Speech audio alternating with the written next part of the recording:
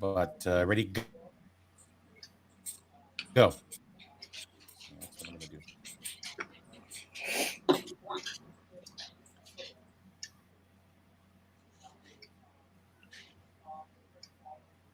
I don't care about my virus protection almost expired. Not now. Don't tell me now. Maybe that's why you couldn't see my attachments. I don't care about my virus protection almost expired. So somebody's got to turn their speakers down because, or something, because we keep hearing it feeding back. Yeah, that was about a 10-second delay there. Yeah, that's about right. How about mine? Is that too loud? No, Testing. It was probably Roxy. So it was not me, actually. It was not me this time. So you know what? It was Dan. Corner. It's always Dan, isn't it? Usually. It was not me. Well, me and Lynn are both on headphones, so it wasn't us. Let's see.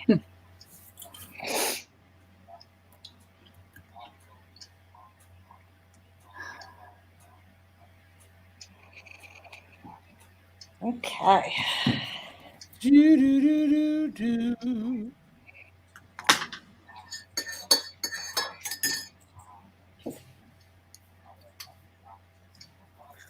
you have a spot of tea?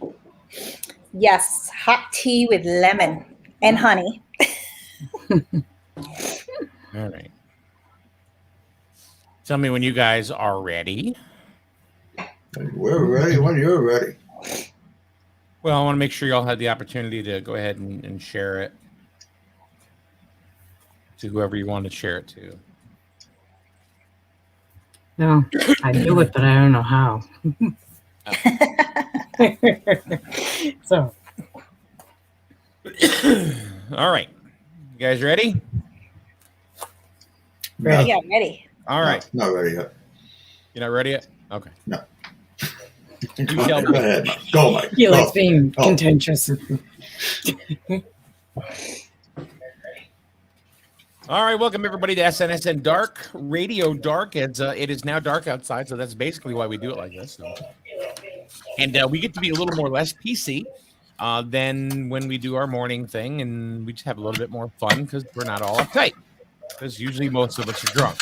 So, especially Roxy from the street.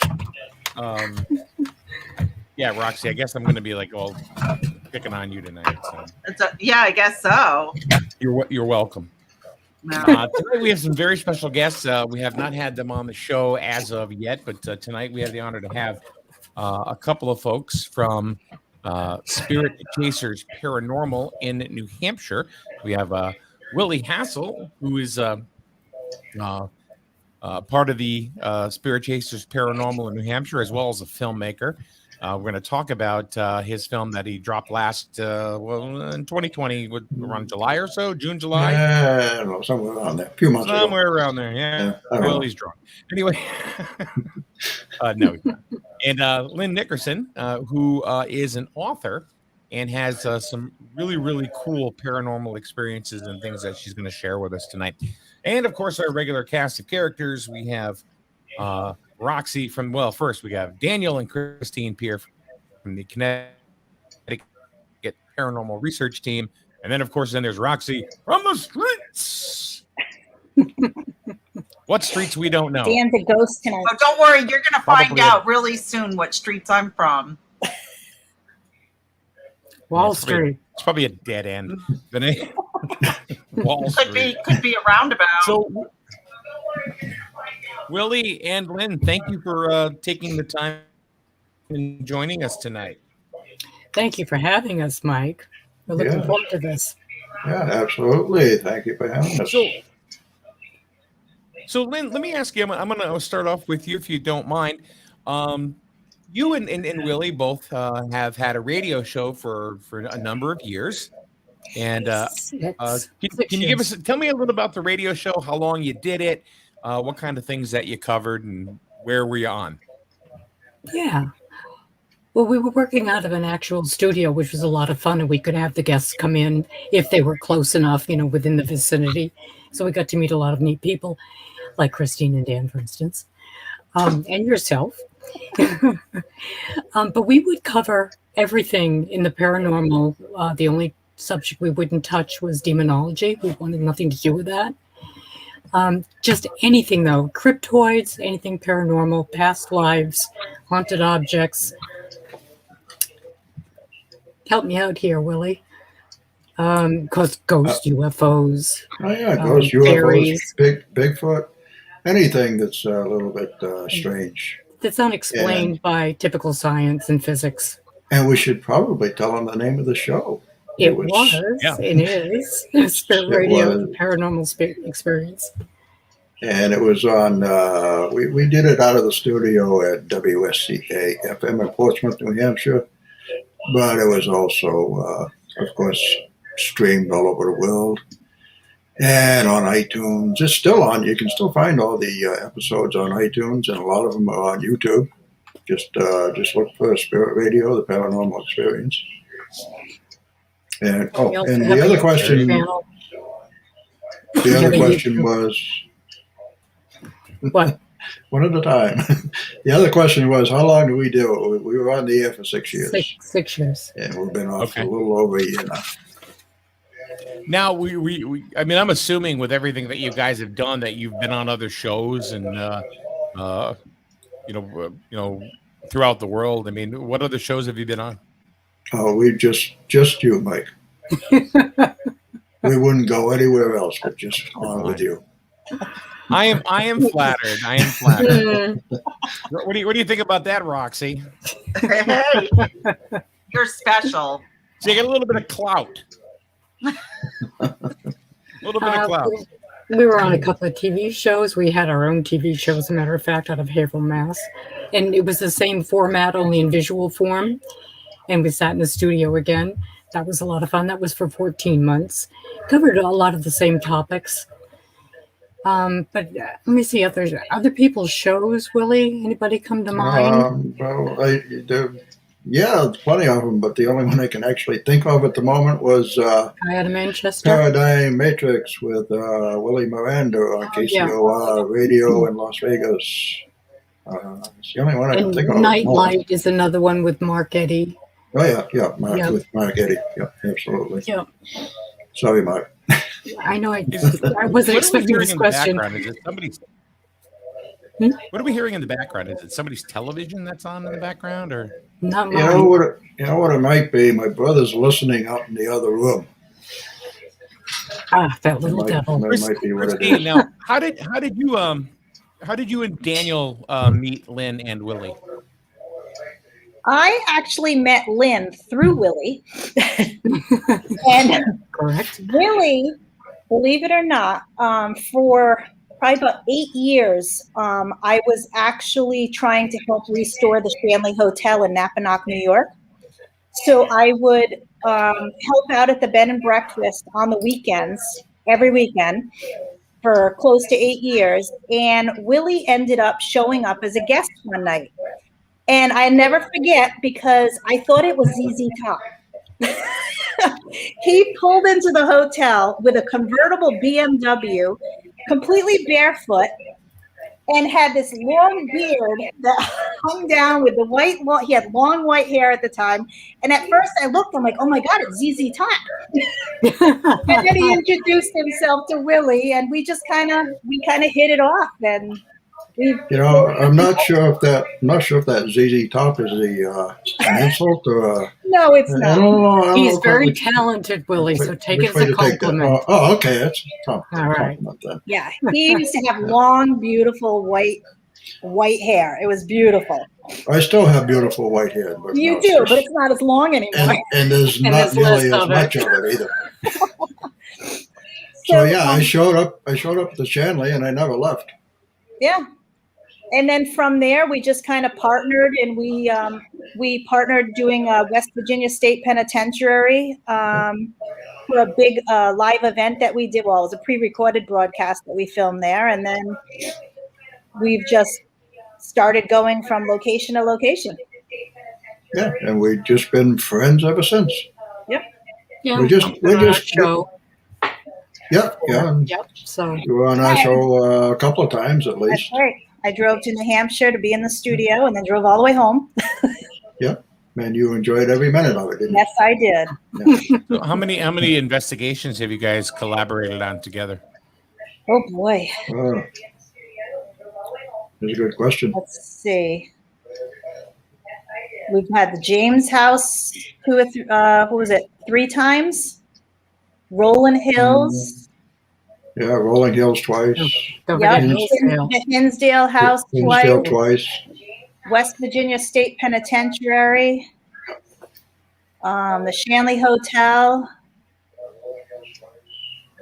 And Captain Grant's a couple times. No, Well, hey, there was, you've done Captain Grant's a few times. Then Yeah. no, I've only been once. different results every time. Or? Yeah, actually. I was talking to Jimmy, and he seemed to think that the place has a portal. Which one? Captain Grant's? Yeah. Captain Grant's, yeah. Did he say where? Oh, outside in the cemetery? I think it was in that room that he was actually where that light. Remember Oh, that night? where Adelaide's he room. was asking questions. Oh, Adelaide's The Adelaide room. okay. It was Oh, very really? active. The room I slept in. Hmm. So Willie, let's you dropped a movie last year on a short film, 34-minute short film. Yeah. On YouTube, Soul of the Sea Witch. That's right. So we mentioned earlier that you made some films, and here's one of them that I know that you made. And what got you interested in doing that particular project around the USS Salem?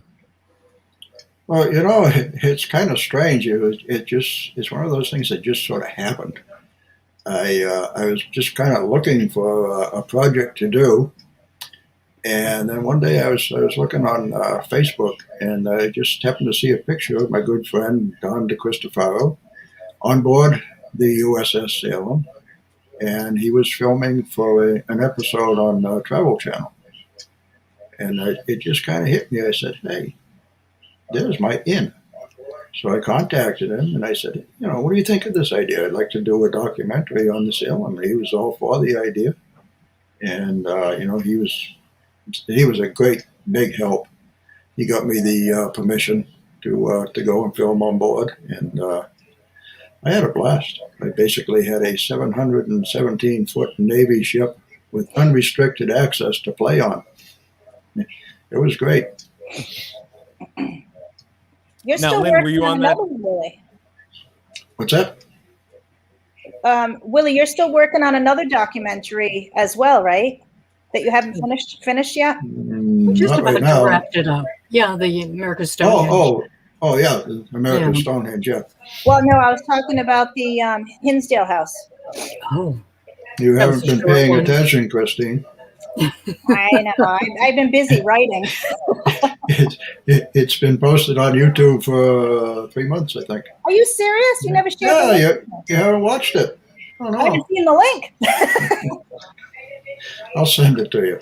Okay. Well, let's circle Okay. back to the Salem. If Okay. you don't mind. I want to Sure. where did the name the Sea Witch come in?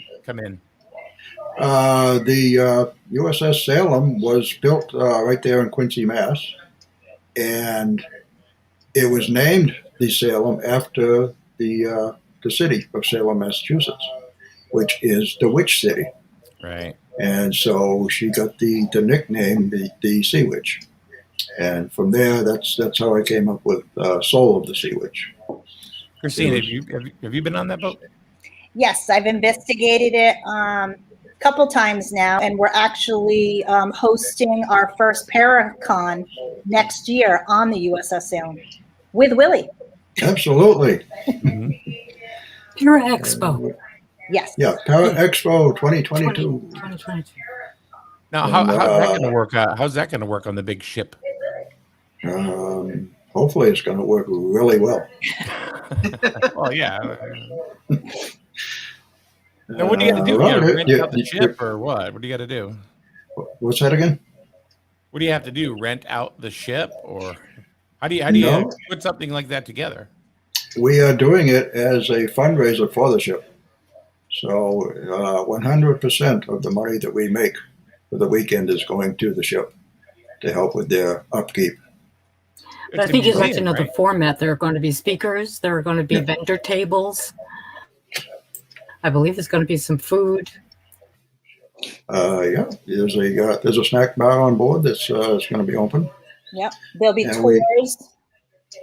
Be what, Christine? They're going to be doing the tours and an investigation. Yep. Well, okay. It's going to start off Friday night, May 20th, 2022, Friday night with a investigation of the ship, which incidentally is one of the most haunted places in New England. We just lost Lynn. And there she is. That was weird. Yeah, where'd you go? Oh. It's one of the most haunted places in New England, if not on the East Coast. So we're going to start off with a investigation Friday night, which of course is open to the public with a limit of 25 participants. So you're going to have to get your tickets early. And then we're going to have 2 days, Saturday and Sunday, of speakers on all sorts of different subjects. Lynn is going to be one of our speakers, and you're going to talk about cloaking. Ooh, what's that? Oh, it has to do with how is it that we can see things that have no substance. It's getting so that the U.S. government can cloak airplanes, helicopters, and it's undetectable by radar or sound. So that's part of it. And how the government does it exactly, I'm not sure, but I think it has something to do with bending light rays. But I did have an experience seeing 2 helicopters that disappeared before my eyes while they were chasing a UFO, a green UFO in Arizona. It happened in June of 2005, and by December of 2005, there was one announcement that I heard over the radio. The government said, well, we finally perfected cloak and cloaking radar, but what's the other term? So anyway, cloaking invisible to radar, that they'd finally perfected it, and I knew that 6 months before that, having seen the helicopters disappear before me. Right into thin air. Pardon me? Right into thin air. Yes. And so did the UFO. The UFO blinked out. They came toward me. I thought there was going to be a helicopter crash, so they were coming toward me and then changing their direction. And as one passed in front of the other, then they both blinked out. It was really weird. What do you think of that, Roxy? What do you think of that? Is that something that you're buying? Well, the government can do it. I went to some sort of meeting with my dad and my uncle one time out of town. I think it was in Massachusetts or something like that. But anyway, on our way back, there was a multitude of these UFO looking things. Like I'm talking like a fleet of them. To the point where we were in 2 cars, and my dad sped up trying to get away from them, and my uncle's like was stopping his car, and we were all super duper freaked out.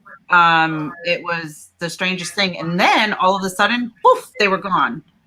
But there's about when I say a fleet, I'm talking like a lot. Well, the next day in the Norwich Bulletin, there was the story of the UFO, and if you look it up, you will find it. If you search it. So yeah, I mean, I think that anything like that could happen. Certainly. That's kind of why I asked you. I kind of figured you were on board with that. So were your parents into the space program or something, Roxy? Your father was an official? No. It was strange because it was me and my sisters and my aunt, and we had to be in 2 cars. And for some reason, it was like they were chasing us. And you know the road that Foxwoods is on? What is that, Route 2 or something like that? Or yeah, Route 2. So we were on that road coming back to Norwich. So like we were heading like towards the NFA area, but we were on that street, and that was before Foxwoods, and it was like they were chasing us. I can't even explain it to you. It was absolutely crazy, and I will never forget that. And I don't know why they were doing it. And then poof, they were gone. So I've seen it before. I don't know if it was the government. But, No, I'm saying that the government has perfected that technology. I think they got it from the ETs, you know. Yeah, it was weird because I was little. I wasn't, I was just a kid. How long ago then? I think I was about, let me see, I'm 52 now. So I think probably like 7 or 8. But I've had a lot of weird experiences like that anyway. And sometimes I wonder now, if my older self, if it was me. I mean, I really do think that sometimes that it could have been me. But it was just, it was a fleet. And if you research it, it's in the Norwich Bulletin. It had to be like 1977 or 78 or somewhere in that area. So how big a fleet are you talking? Like how many vehicles? Oh, God. I'm thinking more than 20. Okay. From my memory. It was a lot. Let me add this. This fleet didn't disappear, but when I was 10 years old, which is in 1961, this is in August of 61, and in that following September, Betty and Barney Hill had their episode. Betty and Barney Hill of the first big UFO. Anyway, so I woke up one night and I rushed to the window for some reason, and I looked outside, and the sky was peppered with red UFOs in formation. And it was like I'd seen a snapshot. There was no movement. It was like just a memory of a static shot. And then the next thing that happened within the month, I saw a green ET hanging in my doorway that looked like the Michelin Man. But I wanted to mention that fleet of UFOs because it was typical saucer shape, all red. And they say that when the UFO slows down, it turns to red, and it kind of goes between red and white. And as the crow flies, the Peace Airport is in Portsmouth, where Betty and Barney Hill lived. But it was like a 10-mile trajectory as the crow flies, and it used to be a strategic air command. So they had nuclear weapons there. So we kind of think that that's why there were so many sightings in the area where I grew up. So it was very frequent. Like you said, these were in formation as well. Yes, in formation. Yeah. Yeah. And then my brother was chased by a red UFO. And we don't know if there was missing time or not, but that summer he wound up having multiple nosebleeds, and they were gushers. So I've often wondered, I didn't know then, but now I wonder if maybe he had been implanted that summer. Because this is the Exeter Portsmouth area, and it's been very active. Yeah, it was definitely a moment I will never, ever forget. It's like, it's very vivid in my memory. Well, it's kind of scary, too. You ever have anything like that, Christine? Well, just that day I got off the highway. That was because apparently your husband's been abducted because he's not here. I know he's my ghost tonight. He was taken by the reptilians. Yeah. And there are some, you know. Oh, yeah. Do you think you're an alien, Lynn? Pardon me? Do you think you're an alien? Part, perhaps. You know, according to Alex Collier, he talks about UFOs a lot, and that he's been in touch with, I believe, the Pleiadians. No, Andromedans. That there have been 22 different races interacting with us here on Earth. So we do have DNA from 22 different races, not necessarily all of them, but a mixture thereof. So yeah, I think we're all a little bit ET. Jeez, where'd you meet him, at a nightclub? What? I mean, you know. What, the ETs? Hey, baby, what's your name? Beep, beep, beep, beep, beep. It's hot. You know, there are a lot of ETs that pick up on the cameras in Nevada and Las Vegas. Can I implant something in you? Oh, please go ahead. Ooh. about an implant, baby. Boom, chicka wow wow. So, Christine, what are you guys going to be talking about at the Parafest? Do you have any idea yet? No. No. Okay. I kind of knew the answer, but I just I mean, we're probably going to show some new evidence, video and audio from some of the new equipment and stuff that we've been experimenting with. Oh yeah, cool. What is what are the dates? The dates are May 2021 and 2022. And I just happen, if you want, to have a complete list of speakers right here. Okay, you mean you have a sheet? You want to List. share a screen with us or something? Or No, I'll have to read them off to you.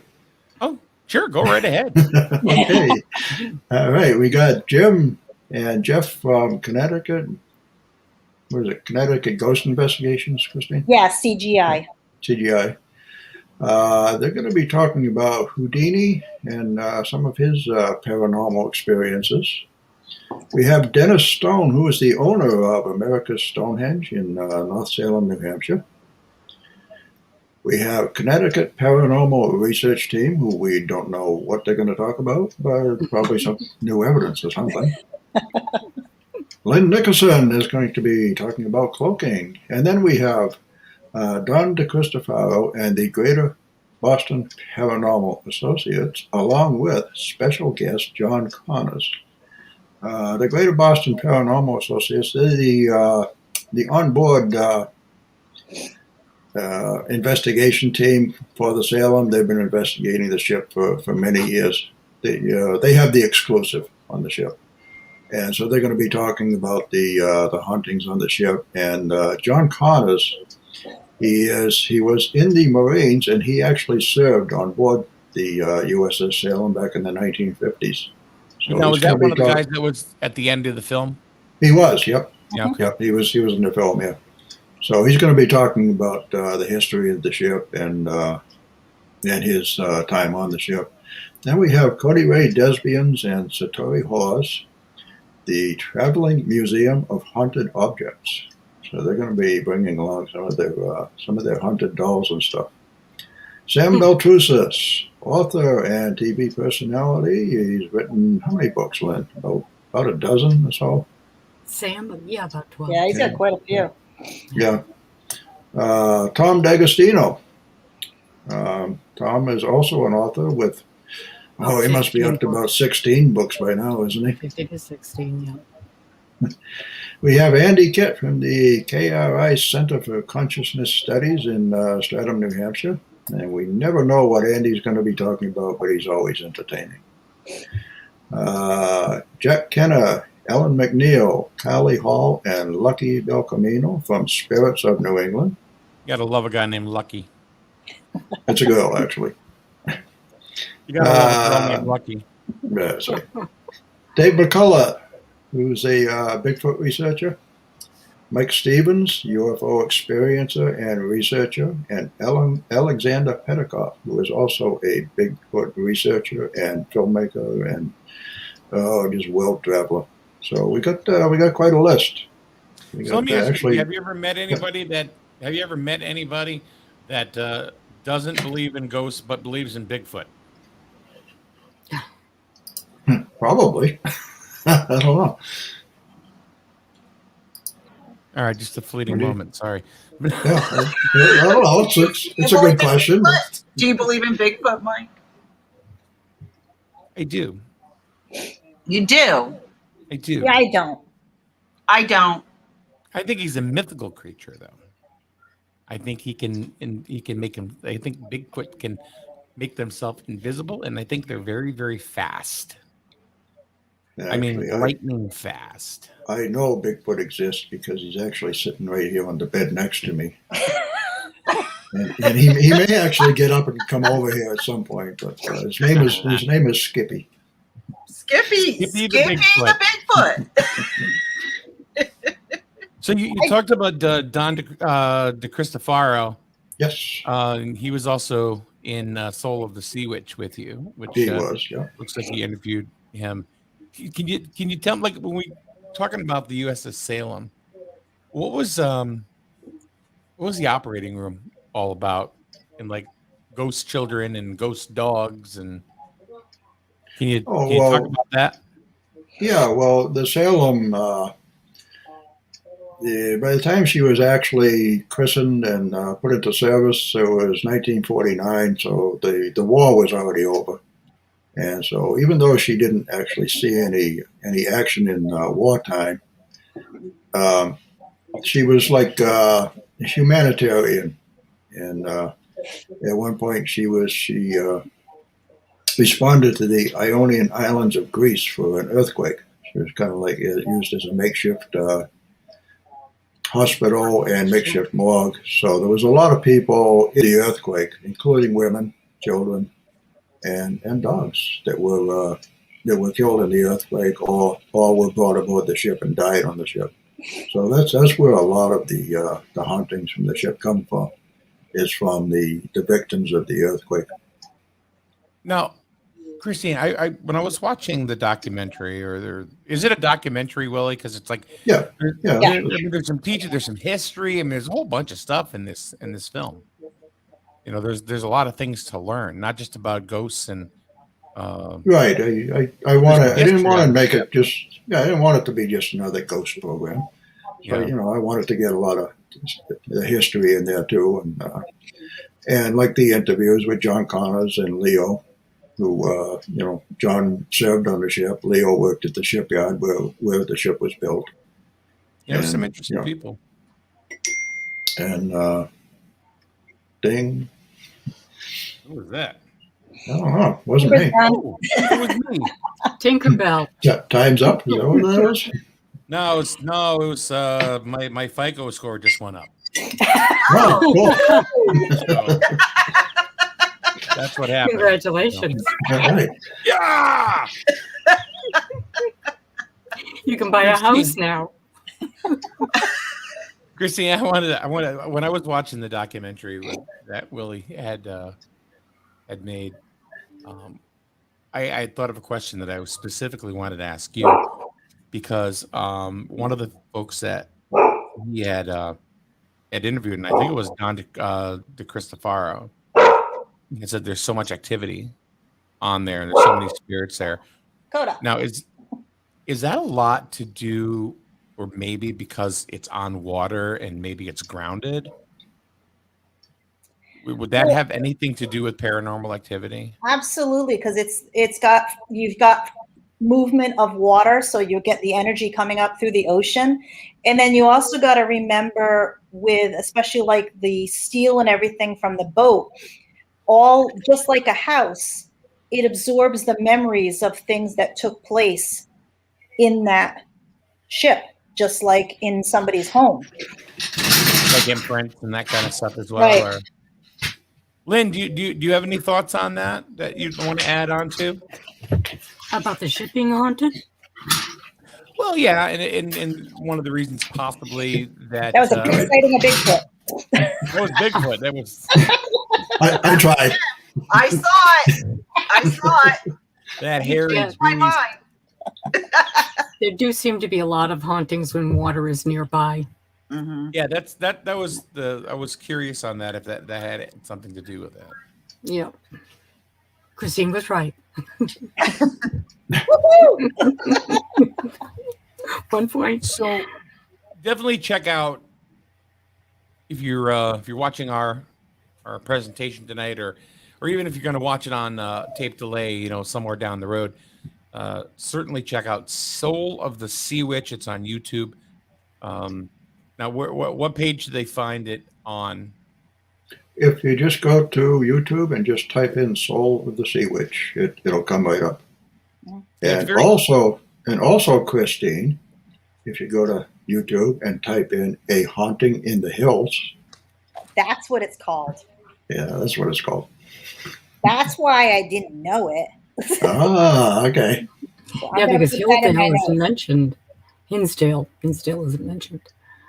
Yeah, Hinsdale isn't in the title, so it doesn't come up on the So it's Hinsdale. called Haunting of the Hills. Okay. A Haunting in the Hills. Oh, a haunting in the hills. In the hills. Right. Yep. So you anyway, it's a real good documentary. I really enjoyed it a lot, and sometimes I'm going to be honest. I mean, sometimes you find this stuff can be kind of like lengthy and boring and stuff. I didn't think so at all. I thought it flowed very nice. Yeah, Willy's information. documentaries, when they put them together, they are very well done. Yeah, Well, thank you. Thank it you was both. very well Thanks. intertwined. The way you took the paranormal descriptions of from the people that you interviewed, along with the history of the ship, and towards the end had that gentleman on that served on the ship. I thought it was done real well. Thank you. Appreciate that. I really did. So everybody go to YouTube. Watch it. Soul of the Sea Witch. Sounds like my ex-wife. Ooh. Oh, no. That would be Soul of the Sea Bitch. Just a case of semantics. I don't want people to get confused. Only one letter. One letter difference. And also, Dan is still abducted. Yeah, apparently. Yeah, he's still on with Singapore.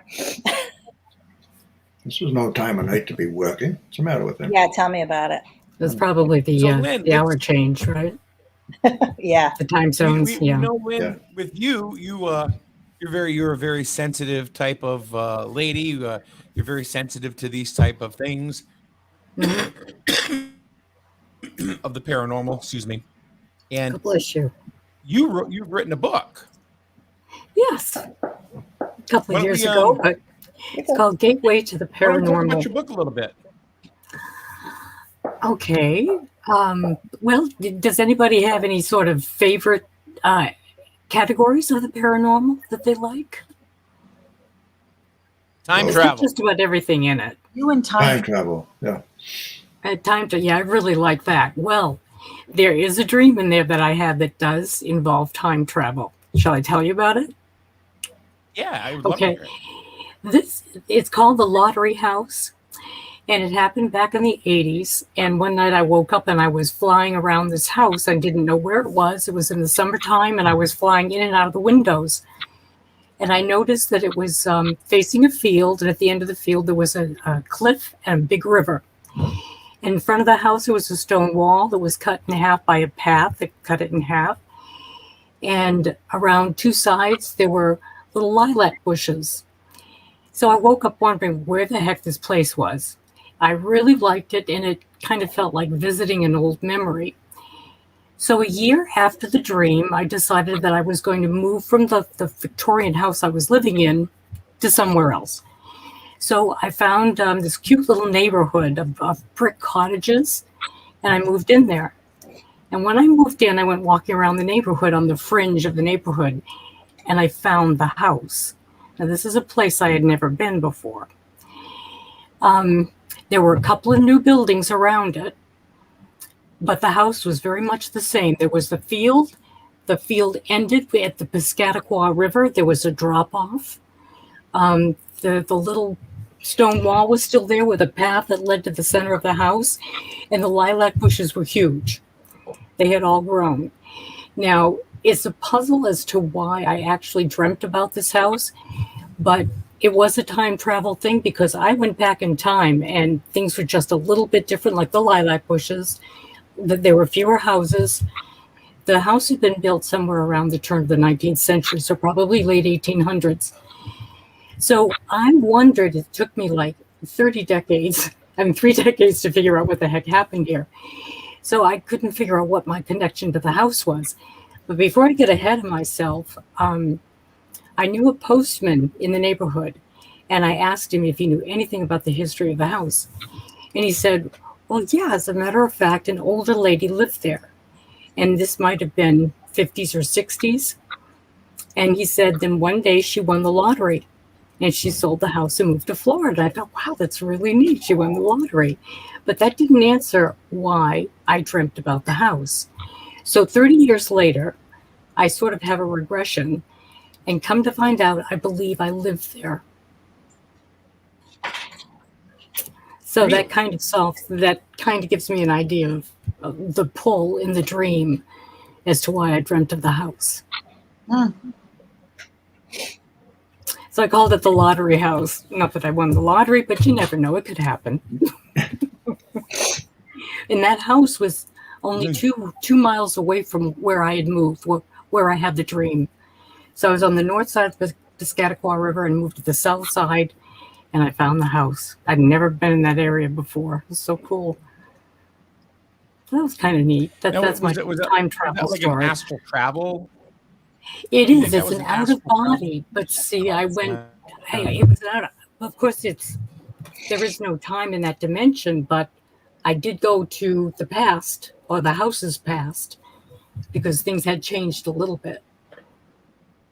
Is there really a past? Is there really a future, or is everything really, in your estimation, just really all intertwined? And that's why maybe astral travel kind of makes this possible to us to be able to see different sides, of what's going on at the same time that we can't see with our own eyes. I think there are many dimensions. I think there are parallel dimensions and intersecting dimensions. Mhm. But that's kind of a physical way of explaining something that's sort of non-physical, although it does have physical properties, so different frequencies, and that's really physical. At least it's scientific.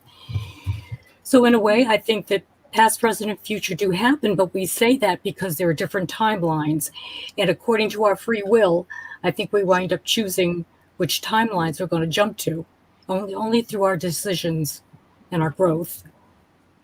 Does that answer your question? Sure.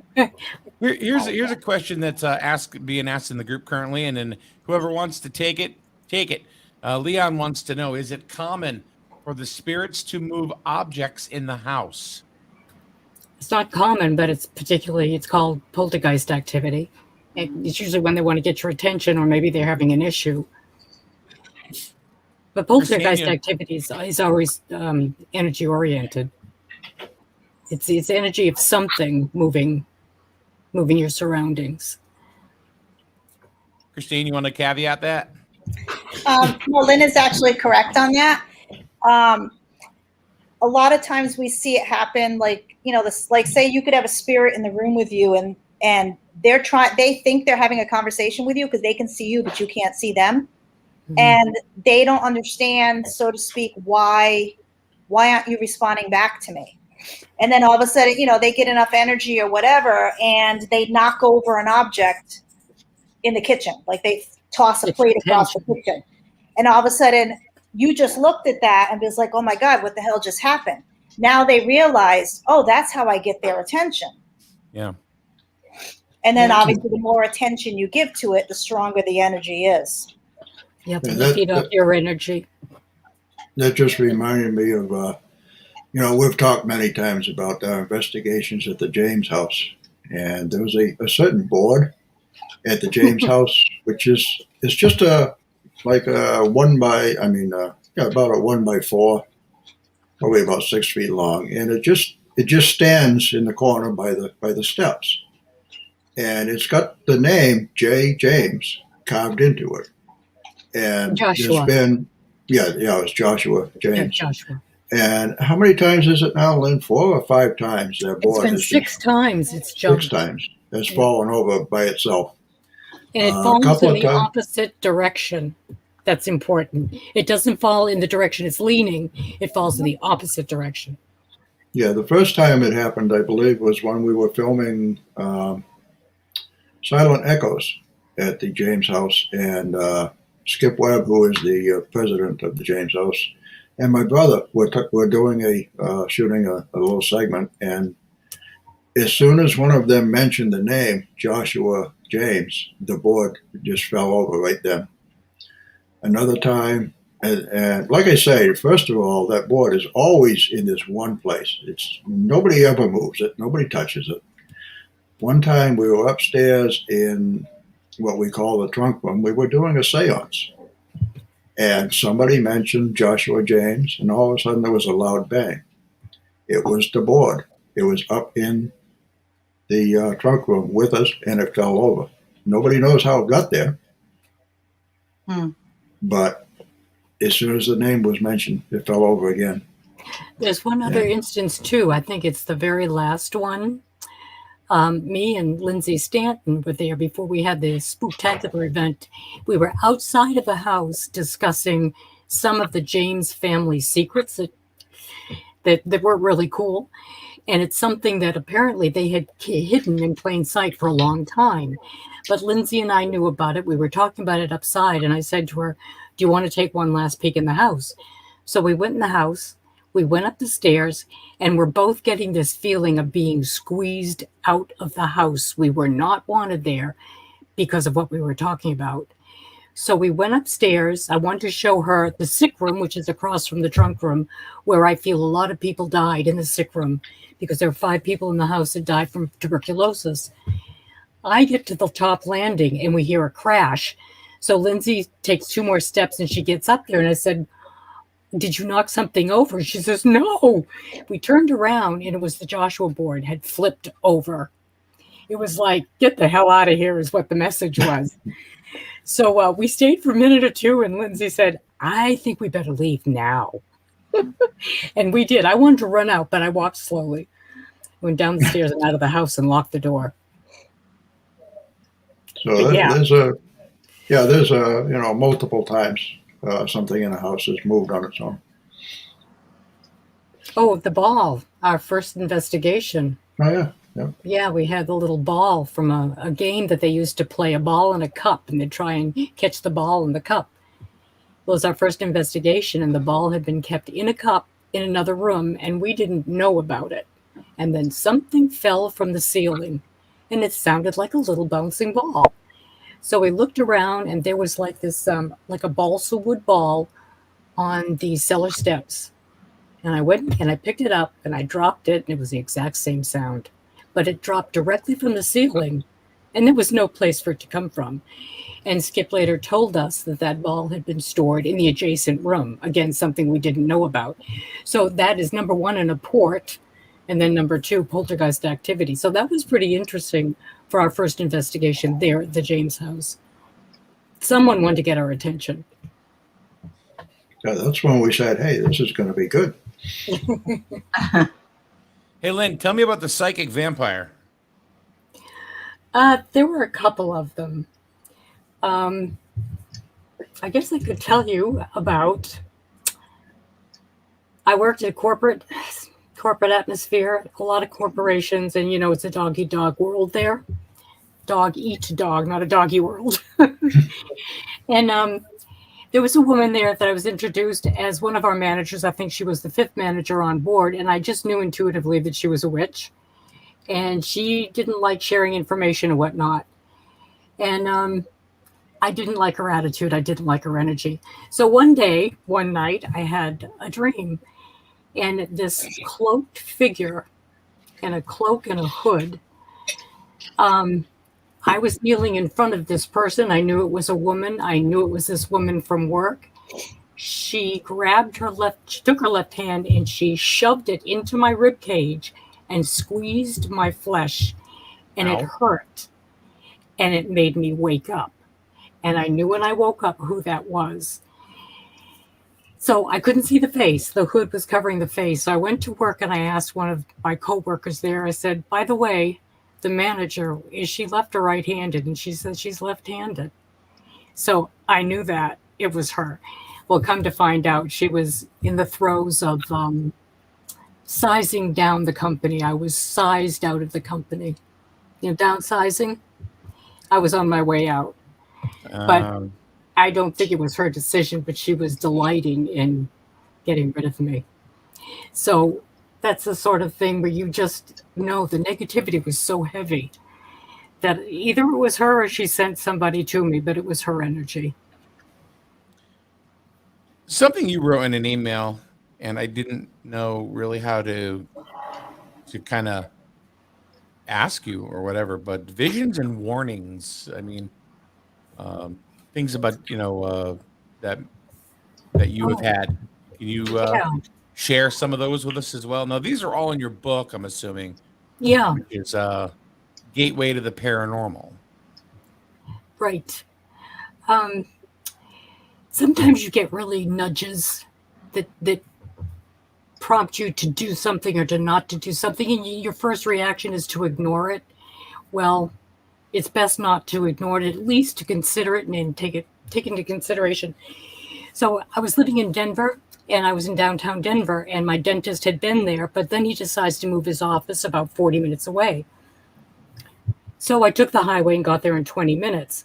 So it was just a cleaning. It was 20 minutes. When I got out of the dentist's office, I went back to the car, got into the car, and put my hands on the steering wheel. And then I was going to turn the ignition. The minute I put my hands on the steering wheel, I heard this crunch of metal in my head. And it scared me. I thought, I'm going to get in an accident on the way home.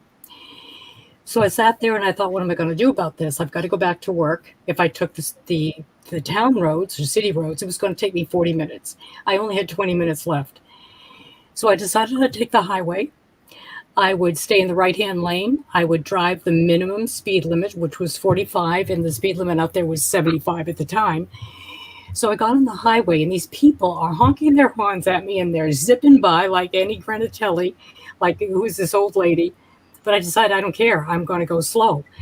So as people honking their horns, cars started weaving in front of me, passing me. As one of them did, as soon as they crossed in front of me to get to the exit, they really cut right across from me. There was a piece of sheet metal, a huge piece of sheet metal in the highway, and I couldn't avoid it. I ran over it, and I heard the crunch of metal that was in my head. That was the sound. So, yeah, I avoided disaster. I probably could have gotten a flat tire or something, but I'm thinking, what if I went the speed limit? What if I went faster than 45 miles an hour? Would I have found myself behind the truck that was carrying that sheet metal? And would it have dropped its load on my car? Jesus, this sounds like Final Destination. I know it does. And that's exactly what one of our guests said. Joni, I'll think of her name in a second. But yeah, I feel that I was really given a warning that had I not heated it, I probably would have died. That sheet metal could have come right through my windshield. It was a huge piece of metal. So I think I'm here today because I heeded that warning. So good thing it wasn't a big logging truck. Well, yeah, that too. Yeah, I steer clear of those because they've been known to lose their loads. I've seen it. I saw one of those about a year ago, and oh shit! I took a picture of it and I put it on Facebook, and I went, oh no, and I just got the hell out of the way. Oh, that's scary. That's a scary movie. Yeah, you'd be a pancake. I'd be a fat pancake. I'd be fluffy. You'd be fluffy pancake. So, Willie, what else are you working on now? We were talking about, of course, Soul of the Sea Witch. What kind of projects do you got going on now? What can we expect from you in the future? You could talk about America's Stonehenge, Willie. Yeah, I was just going to say, as you sort of mentioned a little while ago, we are doing, like Lynn mentioned, we did for 14 months, was it, a TV show, a local TV show called Edge of Reality TV. And now we are doing one more episode. So it's actually an Edge of Reality TV episode at America's Stonehenge in North Salem, New Hampshire. And I don't know, Lynn, why don't you talk about that a little bit? Well, the first one that we did on America's Stonehenge focused primarily on its history and how it's a nice family-friendly place to go to. But I wanted to expose the paranormal side of America's Stonehenge, and Dennis Stone, who was the owner, he was okay with that. So Willie and I did an investigation last June, and we got quite a bit of evidence, and it was coupled with information that was found in a book by Hans Holzer. He had gone there to visit many times. He had brought 3 psychics with him, and they were really pretty good psychics at the time. So we went armed with me being the empath, and then Mary Melanson, who was a psychic medium. And we got some good information, and we could corroborate it with the history that we know of, also the history that some of the psychics came up with.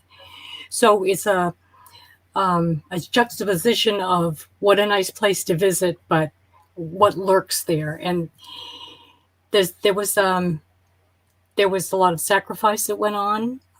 There were a lot of rituals. There were several different migrations of peoples from different parts of the globe, a lot of people from the Mediterranean area, but there was also some sun worshippers, which they actually worshipped Baal, the sun god Baal, and those are the ones that were a bit darker. So there was we picked up on human sacrificing. There were other things that they did too, fertility, to ensure fertility, to ensure good crops, that sort of thing. But we picked up on quite a bit of the history and the ghosts. Yeah. So that's in the film. One of the questions that Christine and Lynn, you answered about that Leon had asked, is it common for spirits to move objects in the house? And he came back and said, it happens mostly when my 5-year-old grandson leaves the house. Oh my gosh. The door curtain flies halfway upstairs. Wow. So somebody, it sounds like somebody's trying to get Leon's attention. What do you think? It could be the grandparent. Is the grandparent still alive? Well, he is the grandparent. Leon is the grandfather. Oh, I see. It's not his. That's right. Okay. It could Maybe. actually, it could even be an attachment to his grandson It could be. that just doesn't like the fact that he's leaving the house. Yeah. That's what I was thinking. He didn't want him to leave the house. Everybody has 2 sets of grandparents, so still there could be another set that is passed. That is true. Mm. Roxy, what do you think? You haven't really said a whole lot over there from the streets. I'm just listening. What do you pick up on the street, Roxy? Oh, God. You must tell us about that. Anything You might paranormal? want to rephrase I that. go ghost hunting on the streets. You're gonna see. Oh. Guess we'll see. Yeah. I don't know. I don't know if she wants to answer that question. Do you see ghosts on the street? Yeah, I see ghosts on the street. Okay. No, actually, no, I don't know. I mean, I believe that I'm going to go with what Christina's saying. I think that there's some sort of attachment. And it was mad that his grandson left. That's the first thing that popped up in my head about it. And do either of you feel it's a past relative or something else? No, I don't think that. I don't. That's.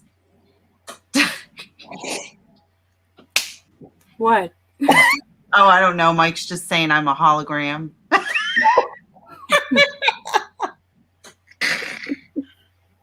From the street. We've known each other for a very long time, so this is like a continual picking. I don't know why she hasn't fought back tonight. So usually she. Because I am listening to Lynn's stories. I'm very invested in what she's saying. They are good. Thank you very much, Roxy. Yeah, that's all. I just wanted to hear what she had to say. I find it fascinating.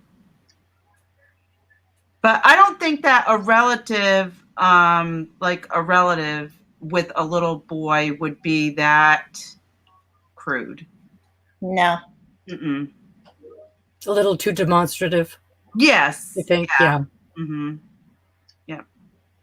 Mm-hmm. What says Leon? What? Did he give you any feedback, Mike? No. Leon? No. No, just what he wrote there. No. Can you guys see the chat? Yes. Yeah. Okay. I don't see it. Oh, click Well, on it's on now. comments instead of private. Click on comments. Comments, okay. Hey, there it is. Whoa. All kinds of stuff in there. I got some reading to do. I'll be back. So anyway, let me just add that the America's Stonehenge documentary should be done by the end of this week. We just have to really? review That's it soon. one more time, which is Friday, tomorrow.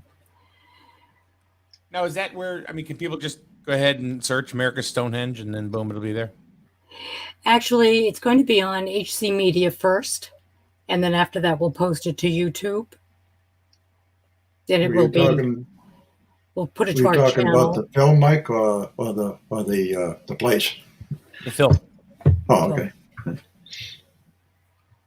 So yeah, it'll probably be under. Well, it'll be on our Spirit Chasers. Spirit Radio channel on YouTube. Well, it'll be listed Right. under Edge of Reality, though, right? That'll come up first. Actually, the channel is Spirit Radio channel, and Okay. they're all Yeah, under but- the same. They're all under the Okay. same place. All right, it'll be there. Willie, anything else you want to add before we call it a night? First of all, I want to thank you guys for taking the time and joining us today and telling us your stories and what kind of things. I'm glad I got a chance to meet you too when over at Captain Grant's, and Yeah, I think that was Daniel and that was a fun Christine did night. that. So Yeah. Yeah, that was a fun time. Um, Thank you for having us. Yes, thank you. One thing I did want to mention, I was going through the list of speakers and such at the Para Expo.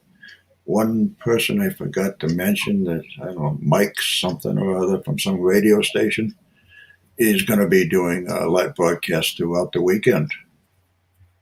Is that true? oh yeah, that'll be fun. First you heard of that, Mike? Shut the front door.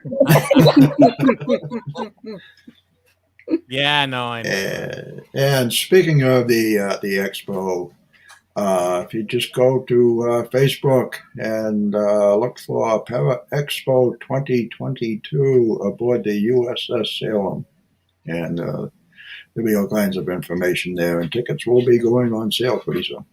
That's my birthday weekend. It is. Well, happy birthday early or late. It was just a couple of weeks ago. Oh, and Mike, Yeah. could I mention the book Gateway to the Paranormal? That's available on Amazon in Kindle and in hard copy, soft copy. Kindle and soft copy. Rox, you got a book you want to plug? You know, I How don't about have. a pamphlet? How I about, got- a map? I got a little post-it note that I do want to put out there. Yeah, For $39.99. put my post-it note out there. Yeah, Roxy's I'm got no writing book. one. You got a Hey, I book? picked it out of the garbage can when I was on the street. It was very hard for me to find a pen too to use. Being out there, it's tough. Come on, give me a Steve, why break. don't you and Dan have a book yet? No, I'm actually writing one currently. Yeah. I'm writing of course, my demented mind. I'm writing a horror thriller, and Huh. yeah. So, Sounds and pretty it's cool. actually, I'm writing it to actually film it as a horror film. Does it take place in a school? In an No. administrative office? No, it does not. Band camp, perhaps. Hopefully, it takes off big, and then I can leave my job and not have to work for a living and punch a clock. Did you say band camp? Yes, I said, does it take place at band camp? And one day at band camp? Yeah, it's actually it's very, if you like horror movies, She said horror. and with a lot of gore, that's the book. Gee whiz. I have to get a Wow. publisher. I've actually I've been looking out for publishers, and I've had 4 actually contact me. And then I've also had contact with people that want to film it as a movie. So the pressure is pretty high. Oh, jeez. That's great. Willie, thank you for coming tonight. Thanks for joining us. The film, you can find it on YouTube. It is called Soul of the Sea Witch. Just simply go to YouTube and search Soul of the Sea Witch. It's a short documentary. It's just over 34 minutes, if memory serves me correct. Yeah, that's right. It's very interesting with a lot of paranormal type of information, but it has a lot of history of the USS Salem. It's a very good watch. It's very, and I watched it the other day, just kind of, and I didn't even realize it was 34 minutes. I was that into it. So So definitely go ahead and please check that out. And while you're there, Christine, a haunting in the hills. Yes.